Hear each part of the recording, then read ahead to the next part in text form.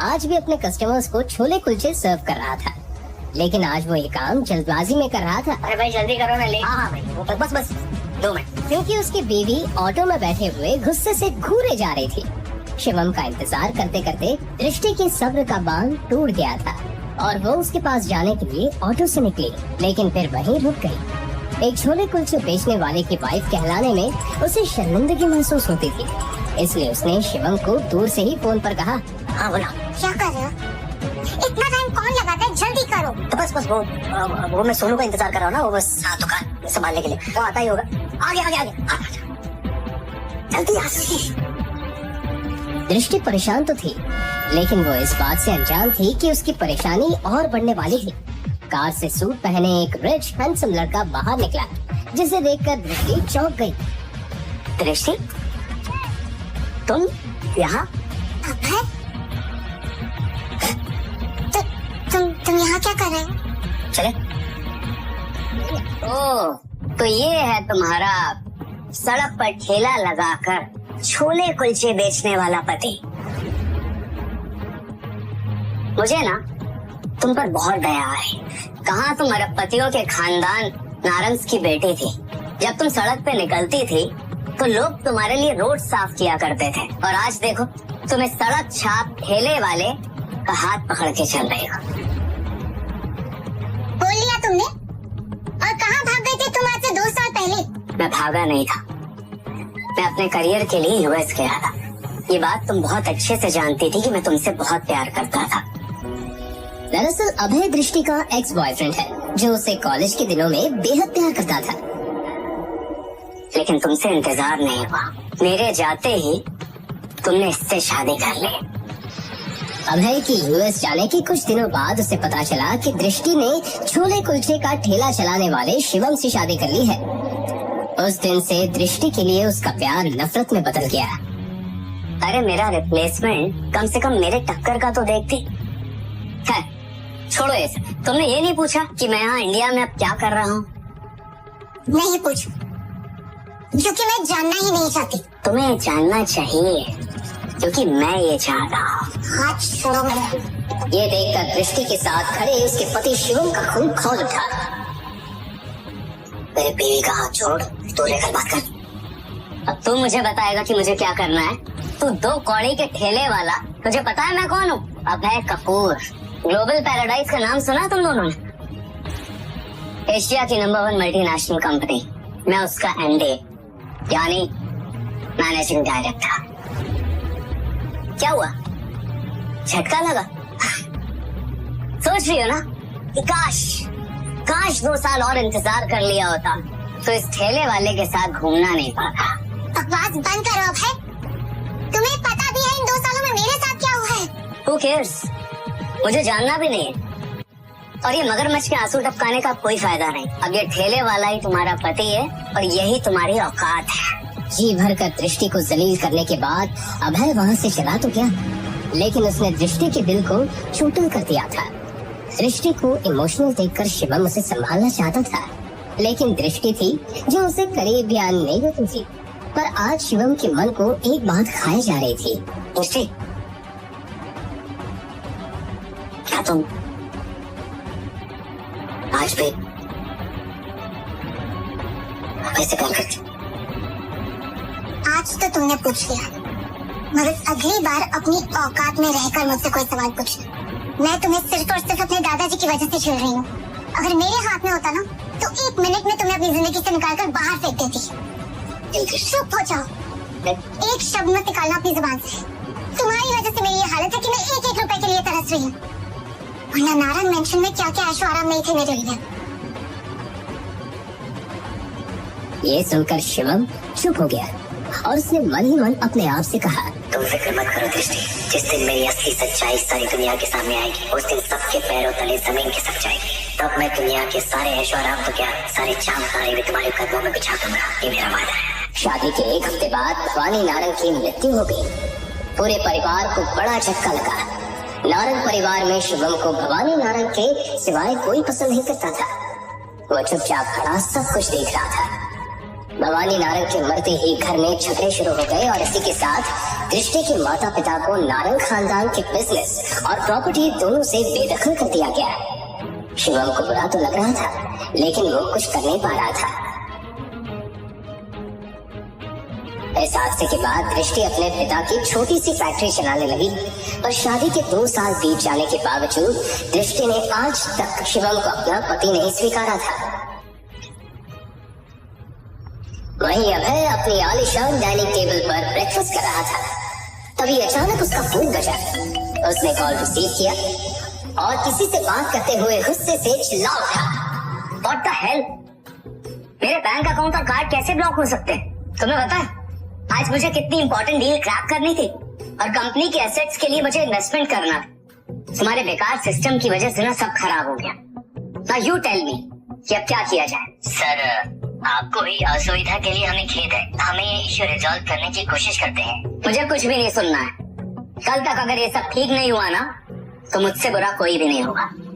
ये बोलकर अभय ने गुस्से में फोन काट दिया। यस यस मिस्टर प्रदीप, मैं बस पहुंच ही गई हूँ। हाँ, लिफ्ट के बाहर ही हूँ। यस यस, हाँ, आई विल सी यू।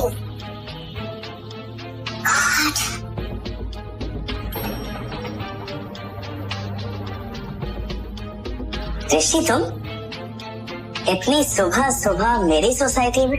कहीं पुरानी मोहब्बत फिर से जिंदा तो नहीं हो गई? बकवास बंद करो। मैं यहाँ पे काम के सिलसिले में किसी से मिलने आई, तो तुम्हें इससे क्या मतलब? मुझे तुम्हारे मुंह नहीं लगना प्लीज। अब इतना गुस्सा किस काम का? अब आई गई हो तो ऊपर चलो और खुद अपनी आंखों से देखो कि तुमने क्या खोया है। मुझे छोड़ के मुझे नहीं देखना। अरे चलो दृष्टि, मैं तुम्हें अपना आलीशान फ्लैट दिखाता हूँ। चलो चलो चलो। क्या कर? अरे नहीं देखा। इस तरह बैठ।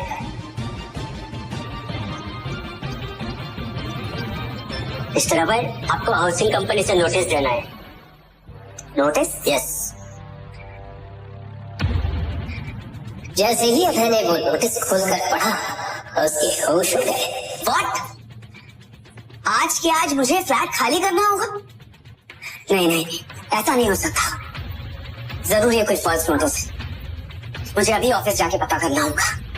कहीं नजर तो नहीं लग गई तुम्हारे फ्लैट को मेरी? ओ शराब दृष्टि, मेरे लिए तुम्हारी औकात एक चींटी जितनी भी नहीं है। अब मुझे धमकी बाद में देना मिस्टर अभय।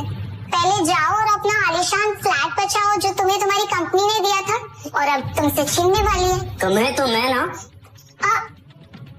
बाय, मेरी लिफ्ट आ गई। कुछ ही देर बाद जैसे ही अभय अपने ऑफिस पहुंचा, उसने देखा कि उसकी कैबिन में उसकी टेबल के ऊपर एक लेटर पड़ा था। जैसे ही अभय ने वो लेटर पढ़ा, उसके पैरों तले जमीन खिसक गई। ये उसका टर्मिनेशन लेटर था जो डायरेक्ट कंपनी के सीईओ से आया था। Termination letter? वो भी मुझे? वेट, ऐसा नहीं हो सकता। और मैं तो कभी कंपनी के मालिक से मिला भी नहीं, तो मैंने उनके साथ बदतमीजी कब की? लेटर में लिखे टर्मिनेशन का रीजन पढ़कर अभय का दिमाग ही हिल गया। गुस्से से भरा अभय वो लेटर लेकर सीईओ के पास पहुंचा। मिस्टर अमन, मुझे आपसे बात करनी है। अभय, हाँ बोलो। आपने टर्मिनेशन लेटर क्यों भेजा? जिस शख्स से मैं आज तक मिला नहीं हूँ, मैं उनकी बेइज्जती क्यों करूंगा? मिस्टर अभय, आप उस शख्स से मिल भी चुके हैं और आपने उनकी बेइज्जती भी की है। और अगर आपको ये बात झूठ लग रही है तो सर आज ऑफिस आए हैं। आप सामने उनके केबिन में जाकर उनसे मिल सकते हैं। ये बोलकर जैसे ही अभय कंपनी के ओनर के केबिन में गया, सर, मैं आए? सर, मेरा नाम अभय है। मैं आपकी कंपनी का मैनेजिंग डायरेक्टर हूँ। वो नहीं। शिवम को देखकर अभय के होश उड़ गए। शिवम, तू? तेरी हिम्मत कैसे हुई ओनर के केबिन में घुसने की? और तू उनकी कुर्सी में बैठा है? भिखारी कहीं का। सिक्योरिटी आ ही जाएगी मुझे बाहर निकालने के लिए। एमडी साहब। बॉस, तुम लोगों का दिमाग खराब है क्या?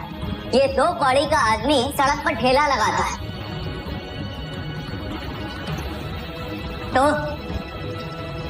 ठेला लगाता भी हूँ और इस ऑफिस को चलाता भी हूँ, और इन दोनों के लिए टैलेंट चाहिए जो तुझ में नहीं। सिक्योरिटी, इसे बाहर निकालो और आज के बाद ऑफिस के आसपास दिखाई नहीं देना चाहिए। Get out. Sir sir sir sir sir please मुझे माफ कर दीजिए। सर प्लीज एक मिनट प्लीज। सर प्लीज मुझे माफ कर दीजिए, मुझसे बहुत बड़ी गलती हो गई, मुझे नहीं पता था आप कौन है सर। सर प्लीज मुझे माफ कर दीजिए, मैं आपके पैर पड़ता हूँ सर। सर प्लीज मुझे माफ कर दीजिए।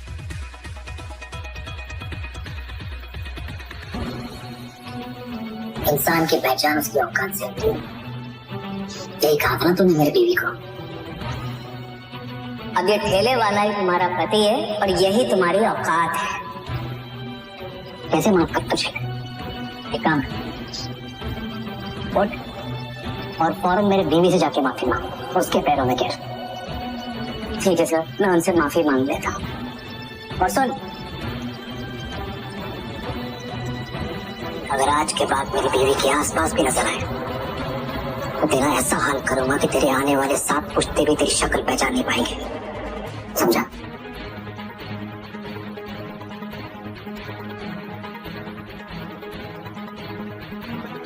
और हाँ, एक और बात,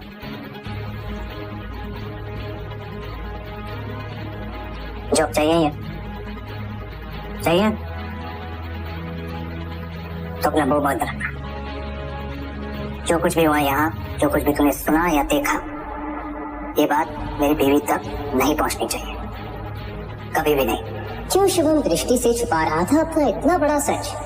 लेकिन अभय ही अकेला नहीं था जिसे शिवम ने इस कदर सबक सिखाया था। आज से 2 साल पहले इससे भी ज्यादा खतरनाक और दिल दहला देने वाला सबक शिवम ने दृष्टि के कॉलेज के उस सन की दीवाने ऋषभ सिंघानिया को सिखाया था, जो दृष्टि के लिए अपनी एक तरफा मोहब्बत में पागल हो चुका था। ऋषभ दिल्ली का मशहूर बिजनेसमैन सिंघानिया इंडस्ट्रीज के मालिक का बेटा था, इसलिए कॉलेज में सब उससे डरते थे। ऋषभ सिंघानिया अमीर बाप की बिगड़ैल वाला था जो कई बार जेल जा चुका था, लेकिन फिर भी वो अपनी हरकतों से बाज नहीं आया था, क्योंकि पैसे और पावर के बलबूते पर वो हर बार आसानी से बाहर आ जाता था। एक दिन दृष्टि अपने दोस्त के साथ कैंटीन में पहुंची ही थी कि तभी अचानक। क्या बदतमीजी है? पागल हो गए क्या? पागल? वैसे ये बताओ, कल रात को मेरे मैसेज का रिप्लाई क्यों नहीं किया? हाँ? तुम्हें पता है ना? तुम्हें समझ में नहीं आता, मैं तुमसे प्यार नहीं करती हूँ, मैं सिर्फ और सिर्फ अभय से प्यार करती हूँ। Oh my God! लगता है तुम्हें पता नहीं है, तुम्हारा वो बेवफा आशिक तुम्हें छोड़ के कल रात को यूएस जा चुका है। What? दिमाग खराब हो गया क्या तुम्हारा? अभय मुझे छोड़कर कहीं नहीं जा सकता, समझे? मैंने उसे मना कर दिया था वहाँ जाने से। दृष्टि ने देखा कि अभय ने उसे मैसेज किया था कि वो यूएस जा रहा है, जो दृष्टि ने पढ़ा नहीं था। दृष्टि को अपनी आंखों पर यकीन नहीं हुआ कि अभय उसे बिना मिले कैसे जा सकता है, और उसने अभय को फोन लगाया। आप जिस नंबर से संपर्क करना चाहते हैं वो इस वक्त उपलब्ध नहीं है। बड़ी भोली हो तुम, जाने मन बहुत बड़ी गलतफहमी हो गई है तुम्हें। जिस अभय की तुम गुणगान गा रही हो ना, वो तुम्हें दूध में पड़ी मक्खी के तरह निकाल कर यूएस जा चुका है। अरे उसे भी सक्सेस चाहिए था लाइफ में, बहुत सारा पैसा चाहिए था उसे। कब तक तुम्हारे साथ टाइम पास करता? उस गरीब की फूटी किस्मत में किसी की निगाह पड़ी होगी और बहुत बड़ा मौका दे दिया होगा तो गया। ऋषभ की बातें दृष्टि को तीर की तरह चुभ रही थी। खैर छोड़ो, मैं तुमसे आज ही शादी करने को तैयार। दृष्टि ने उसे एक जोर से थप्पड़ जड़ दिया। कैंटीन के सभी लोगों के सामने ऋषभ की पहली बार इतनी बेइज्जती हुई थी। मैं तुमसे प्यार नहीं करती। अगर खबरदार जो मुझे छूने की कोशिश भी की ना तो बहुत अकड़ है तुझमें, दृष्टि नारंग। मैं तेरा वो हाल करूंगा ना कि तू अपना ये खूबसूरत शक्ल किसी को दिखाने के लायक नहीं रहेगी। ये चाटा जो तूने मुझे मारा है ना, इसकी बहुत भारी कीमत चुकानी पड़ेगी। बस तेरी ये अकड़ अपने जूते के नीचे कुचल ना देना मैंने, मेरा भी नाम ऋषभ सिंघानिया नहीं।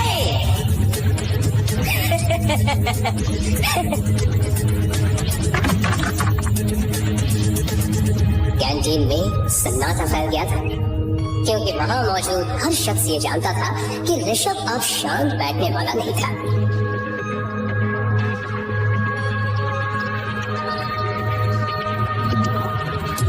आखिर ऐसा क्या करने वाला था ऋषभ? क्या ऋषभ दृष्टि के खिलाफ कोई षड्यंत्र रचने वाला था?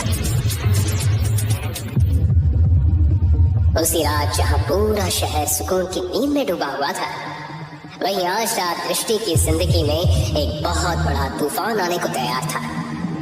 आधी रात हो चुकी थी जब उसकी एक दोस्त का कॉल आया। हेलो दृष्टि, तूने वो कॉलेज का व्हाट्सएप ग्रुप चेक किया?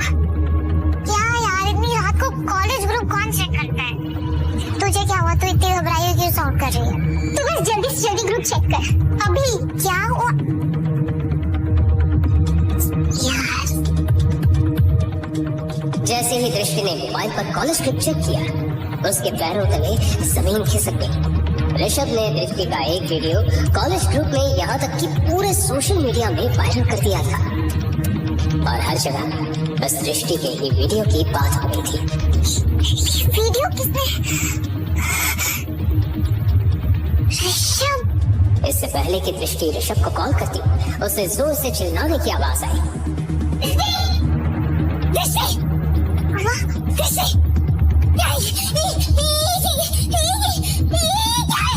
ब्रेकिंग न्यूज, दिल्ली की फेमस नारंग की बेटी का एक वीडियो इंटरनेट पर जमकर वायरल हो रहा है। जी हाँ, लोग इसे देखकर हैरान हैं और लगातार इस वीडियो को शेयर भी कर रहे हैं। आखिर क्या करेगी नारंग फैमिली इसके बाद? जानने के लिए हमारे साथ बने रहिए और देखते रहिए लेटेस्ट न्यूज। किसने किया? अरे बोलना, किसने किया? किसी को मुंह दिखाने के लायक नहीं रहे। कौन है? जब ने किया है, उसने बदला लिया है मुझसे उस थप्पड़ का। ऋषभ अपने पार्टनर में बैठे हुए दृष्टि का वो वीडियो बार बार देखकर हंसे जा रहा था कि तभी दृष्टि का उसे कॉल आया।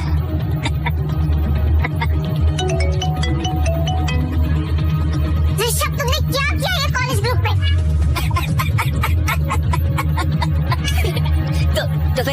तुम्हें देख लिया। तो बताओ कैसा लगा मेरा सरप्राइज? फाइनली तुम्हारा कॉल आ ही गया। पता है कितनी बेताबी से मैं तुम्हारा इस कॉल का इंतजार करता था। मुझे यकीन था कि मेरी दृष्टि मुझे जरूर फोन करेगी, मगर नहीं, तुम्हें तो मेरी कदर ही नहीं। अब इश्क का जुनून हद से बढ़ चुका है माय डार्लिंग। तुम ये सब कैसे कर सकते हो? मैं ऋषभ सिंघानिया, मैं वो सब कुछ कर सकता हूँ जो तुम कभी सोच भी नहीं सकती। अभी वक्त है, शादी कर लो मुझसे। लिसन, तुम अगर दुनिया के आखिरी लड़के भी होगे ना, तो भी मैं तुमसे शादी कभी नहीं करूंगी। दृष्टि की ये बात सुनकर ऋषभ जोर जोर से हंसने लगा। वहीं दूसरी तरफ उसकी माँ का रो रो कर बुरा हाल हो रहा था।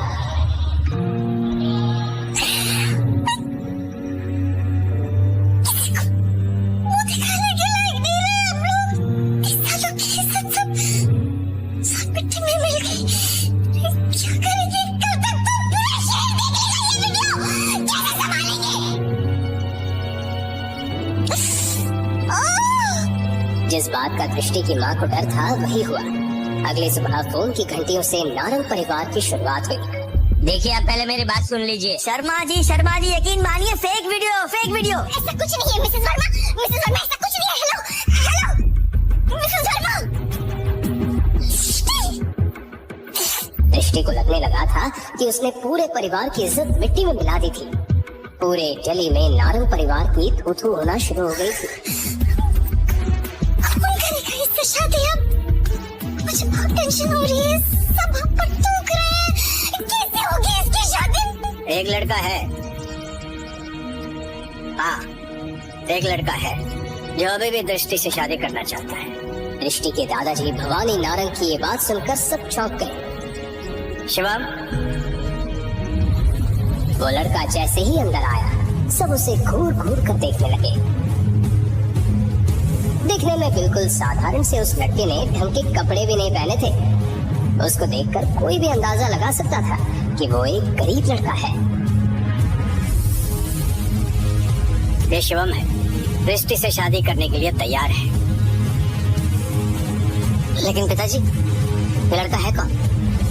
क्या करता है? किस खानदान से है? तुम्हारी बेटी के साथ जो कुछ भी हुआ, उसके बाद भी इस लड़के से इसके खानदान के बारे में पूछ रही हो? शिवम अनाथ है और छोले कुलचे बेचता है। हाँ, गरीब जरूर है, लेकिन मेहनती और ईमानदार लड़का है।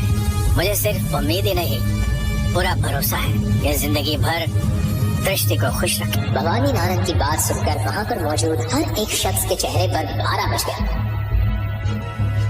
किसी को यकीन नहीं हो रहा था कि भवानी नारंग अपनी लाडली पोती की शादी एक साधारण से गरीब छोले कुलचे बेचने वाले लड़के से करवा रहे हैं। मगर बदले में किसी की सवाल करने की हिम्मत नहीं हुई, क्योंकि फिलहाल जो हालात थे उसमें दृष्टि की शादी होनी सचमुच मुश्किल थी। लेकिन दादू मैं ठेला लगाने वाले से कैसे शादी कर सकती हूँ? माँ प्लीज आप एक बार मुझे ऋषभ से बात करने दीजिए। आई प्रॉमिस मैं सब ठीक कर दूंगी। जो ठीक कर दूंगी तुम। कॉल किया था ना तुमने उसे? कुछ हुआ?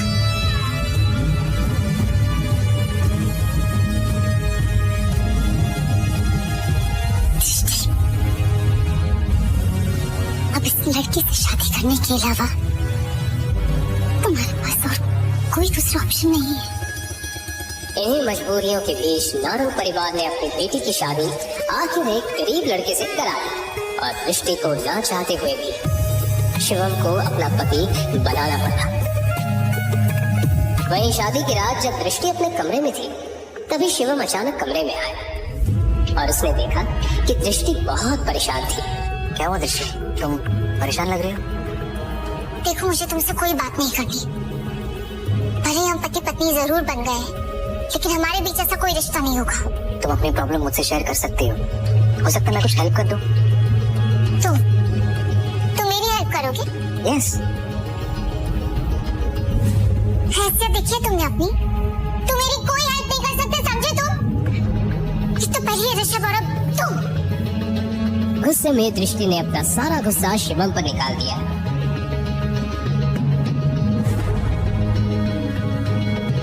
शिवम ने फोन उठाकर देखा तो वो हैरान हो गया, क्योंकि पूरे इंटरनेट में अभी भी दृष्टि का वो वीडियो वायरल हो रहा था।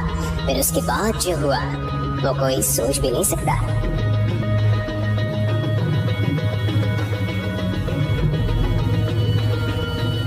हेलो, हाँ बोल मेरे भाई। सर वो वीडियो अचानक से गायब हो गया और आपके खिलाफ किसी ने रिपोर्ट भी लिखवाई है। What nonsense? मेरे खिलाफ रिपोर्ट लिखवाने की हिम्मत किसकी हुई? जो भी है बहुत खतरनाक है। उसने आपके सारे अकाउंट्स को ब्लैकलिस्ट करवा दिया है। उस आदमी की बात सुनकर ऋषभ के पसीने छूट गए। उसने तुरंत अपने पापा को कॉल लगाया तो उसे पता चला कि वो लोग बर्बाद हो चुके हैं। डैड, हमारे बैंक अकाउंट सीज हो चुके हैं। हमारी इंडस्ट्रीज पर ताला लग चुका है और मेरे सर पर 1000 करोड़ का कर्जा है। हम बर्बाद हो चुके हैं ऋषभ। तो डैड, किसने किया ये सब? ये सब के पीछे कौन है? लेकिन उसके बाद जब ऋषभ को ये पता चला कि ये सब किसने किया है, तो वो सुनकर ऋषभ के पैरों तले जमीन खिसक गई।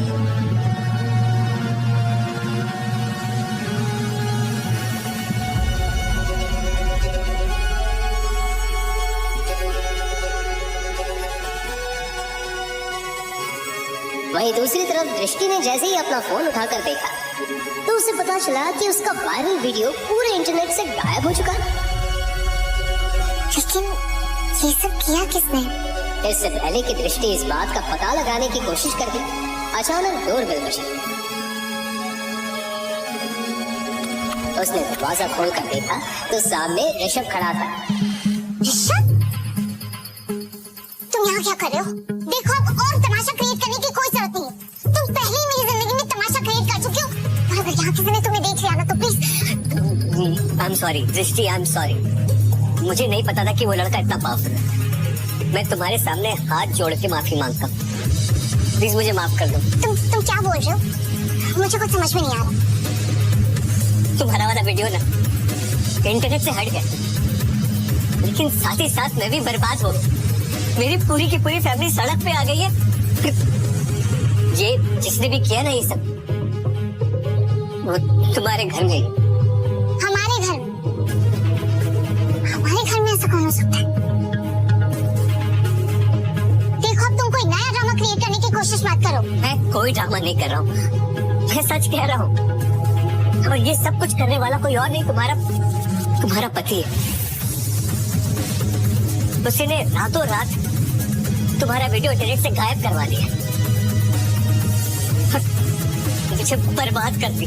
ये सुनकर दृष्टि की आंखें फटी की फटी रह गई। उसे यकीन नहीं आ रहा था कि एक मामूली सा दिखने वाला लड़का इतना सब कुछ कैसे कर सकता है। इसलिए वो गुस्से में ऋषभ से बोली, क्या बकवास कर रहे हो तुम? शिवम ये सब कैसे कर सकता है? मैं सच कह रहा हूँ, मेरा यकीन मानो, ये सब कुछ उसी ने किया। वो कोई मामूली गरीब इंसान नहीं है, वो बहुत पावरफुल इंसान है। पर अगर तुम यकीन नहीं आ रहा ना, तो खुद पूछो अपने पति से। तभी अचानक शिवम भी वहां आ गया। शिवम ने दृष्टि और ऋषभ की सारी बातें सुन ली थी। दृष्टि ने शिवम से पूछा, शिवम, ये ऋषभ क्या बकवास कर रहा है? तुम ये सब कैसे कर सकते हो?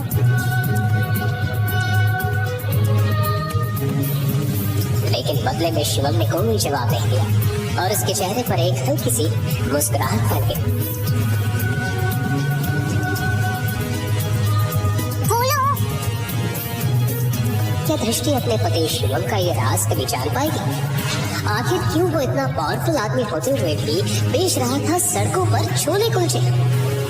अभी तक आपने जो भी सुना वो तो सिर्फ ट्रेलर है। शिवम का असली राज तो कुछ और है, जिसके लिए उसने दृष्टि से शादी की थी।